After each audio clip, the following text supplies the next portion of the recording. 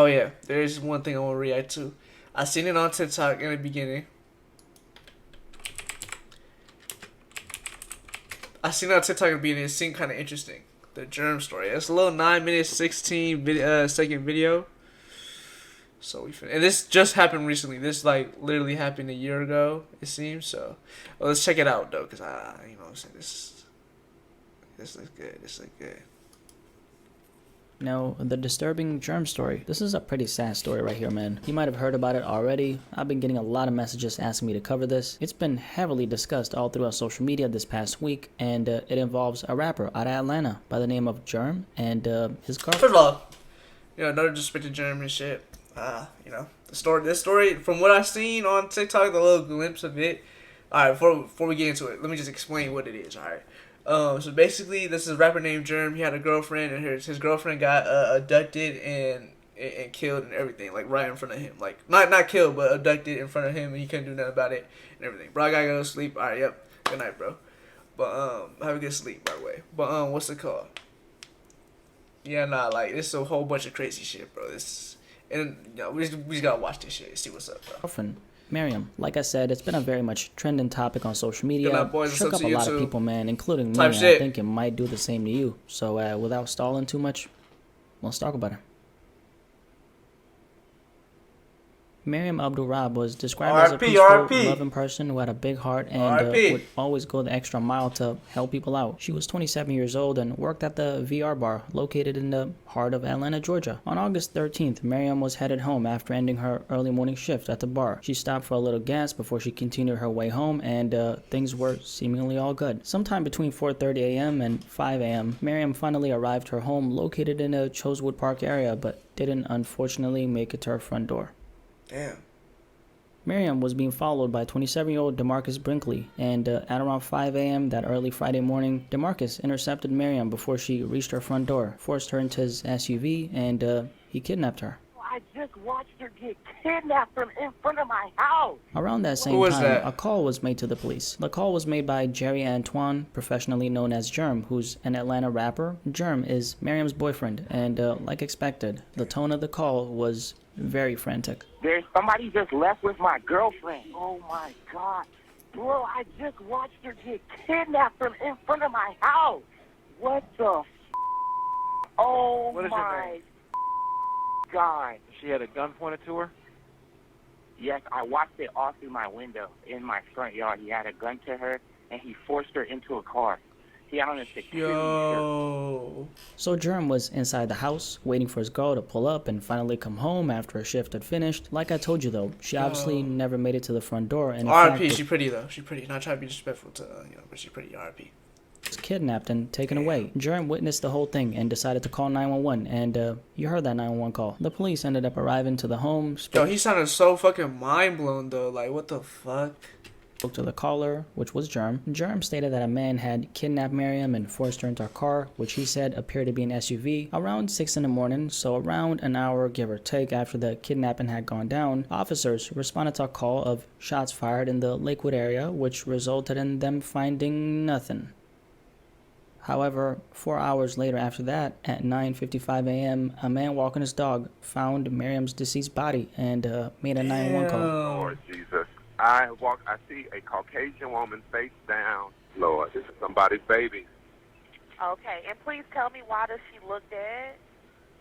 She is face down. Her face, her nostrils and mouth are directly into the ground. Exactly. Oh, yes, she's dead. Oh, my gosh. I see blood around her upper body. Damn. So now it was officially a homicide investigation. A person of interest was quickly brought to the police's attention, and that was DeMarcus. DeMarcus was detained after a high-speed chase with the police went down. That high-speed chase resulted in DeMarcus and another person getting hospitalized.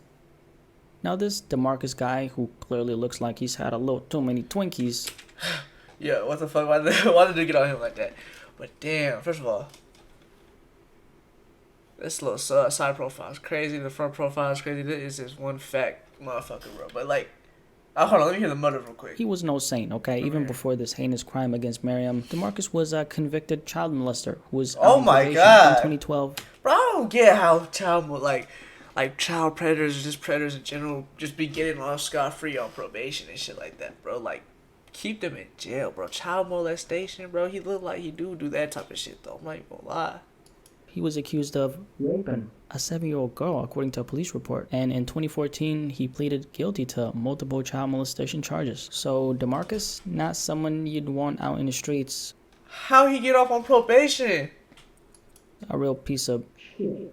That's for sure. As far as how he got connected to the crime, I'm actually not sure. There's not too much information on that. But this thing, don't even want to call him a man. He's a real life demon. This guy should have never even been out in the streets to begin with. He was a menace to society, man. Simply put, for what it's worth, he's never going to see the light of day during his miserable existence. And that makes me happy. With that being said, a life had to get taken away for that to happen. An innocent woman, man, who had her entire life in front of her. So this is a big fat L to the system. A guy like this, with this kind of track record, shouldn't really... Atlanta out here taking down fucking what's it called, YSL hashtag. First of all, before we get into it, bro, before we react to the rest of the video, bro, free Young Thug, free Gunna, bro, free YSL. But like, damn, they let this dude go on child molestation charges, but arrested Young Thug, bro.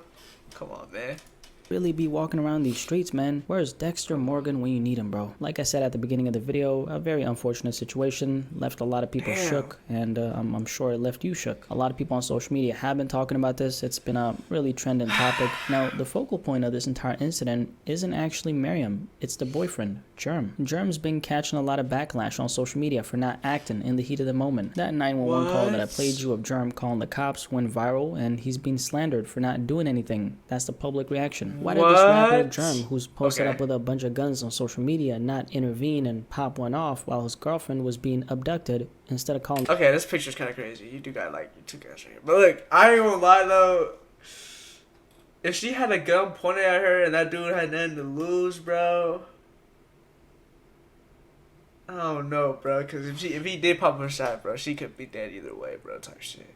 On the police. That's what people are saying. For the record, I'm not sure if Germ actually had a piece on him. Word on the street is that, and this is not 100% confirmed, just want to put that out there, but word on the street is that he had some kind of gun charge on his record, and that's why he didn't have a piece. So even if he wanted to pop one off, he couldn't even do it because he didn't have one on him. Anyway, with that being said, it's really easy to point fingers when you're analyzing a specific situation from the outside, talking about, I would have done this, I would have done that, and this and that. That is really easy to do. That's something everybody can do, but when you're in the mud experiencing the actual thing, ain't no telling what's gonna happen. Ain't no telling how you're gonna react. Ain't no telling if everyone who's saying that they would do this and that would actually follow through. There's a reason why we as humans are really good at giving others advice, but as soon as we have to handle our own shit, we freeze up and our emotions get the best of us. We're experts and professionals at saying what we would have done if we were in that situation, but when the opportunity presents itself, like I said, we freeze. I believe Germ did what he could, 100%, no question. What is he gonna do? Not call the cops? That would have made his situation a million times worse. Do you know why? Because when someone dies in a fashion like this, you think the police go looking on the outside? No. Their heads turn right to everyone who's close to the deceased person. In this case, they would have looked at Germ instantly. I've watched enough of that chapter to know that the boyfriend always gets taken into question when something happens to the girlfriend. Shout out to that chapter, by the way. I love his channel. I believe he would have become a suspect had he not made a suspect, but they wouldn't have led to the actual perpetrator. You know, the Twinkie eating demon getting away. But luckily, that's not what happened. People love saying that they would have done this or that, but the simple fact is, you don't know what you would have done. Imagine peeping out the window and seeing your woman getting taken away with a gun to her head. According to the people who are blaming this man for it, you would have ran out and risked her getting popped right in front of you? I don't think so, man. It's easy to point the finger and talk, but when shit hits the fan, ain't no telling what you would have done. It's one thing to have been through a very similar situation and you actually do what you said you would have done, but it's another thing to, in hindsight, hear a story like this, look at Germ in his case and say that he didn't do anything to protect his woman. That couldn't be further from the truth. The man did what anyone would have done, which is call the cops, because the boys in blue are best equipped to handle a situation like this. Unfortunately, it wasn't enough in this case, which is sad, man. Here's a guy who's grieving because he just lost his woman and he's getting blamed for what happened to her. That's sad though. That's There's sad. no shortage of evil on this planet, and as a man, I don't have to worry about this kind of thing. This shouldn't have happened though, bro. The dude should have been locked up. To me, but women have to, which is why I think you guys have to take extra precautions. All my guys out there, this is the kind of story you share, which is why I think you guys have to take. What the fuck is he wearing?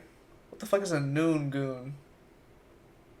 Extra precautions. All my guys out there, this is the kind of story you share with all the women in your life, so they're aware. Not much you can do about evil existing, but awareness goes a long way. To everyone who's pointing fingers at Germ, again, man, it's very easy to say you would have done this or that, but it's impossible to predict how that would have played out if you would have been in that situation. As far as what I would have done, of course, I truly believe that I would have jumped in the fire for the woman that I love. However, I've never been in that kind of situation, so my words mean nothing. And until I, God forbid, am in that kind of situation, I can't say for sure what I would have done. Talk is insane.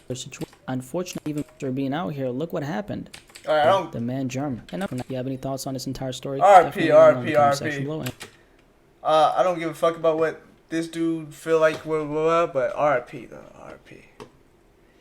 Damn. Hold on, I want to hear his music real quick though. Listen to Hellcat featuring Shake Will.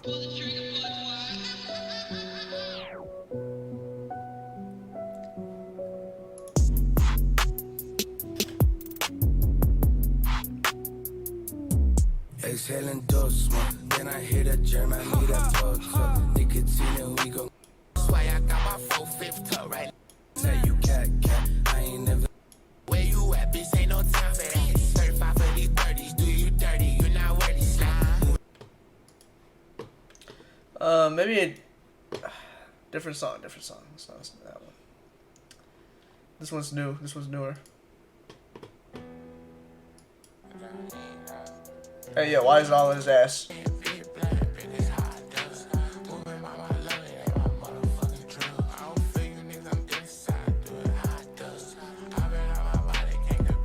Nah, this shit ass. Yo, RP, I feel bad for dude, but yo, that shit is fucking ass, bro. Oh, hell no.